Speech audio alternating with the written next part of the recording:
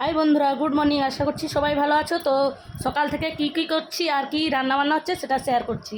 তো দেখো, থালা বাসন সব পড়ে আছে, চাটা খেয়ে সব মানে রয়েছে, ধোয়া হবে বলে। তারপরে দেখো, ডালিয়া বসিয়ে দিয়েছিলাম, তো সাইনাজের পাপাকে দিয়ে দিলাম। তো সাইনাজের পাপার খাওয়া হয়ে গেছে, তো থালা বাসনগুলোও ধুয়ে নিয়েছি।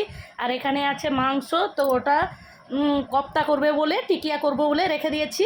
আর মাছ ভাজা হচ্ছে ওদিকে। তারপরে দেখো, চাল ধুয়ে নিচ্ছি, আর বেগুন পোড়াও হয়ে গেছে। তো গরম গরম ভাত, আলু ভাতে বসিয়ে দিয়েছি।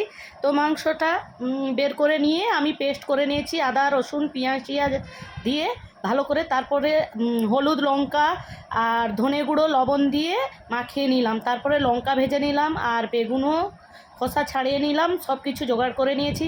তারপরে এইভাবে আমি টিকিয়া করে নিলাম।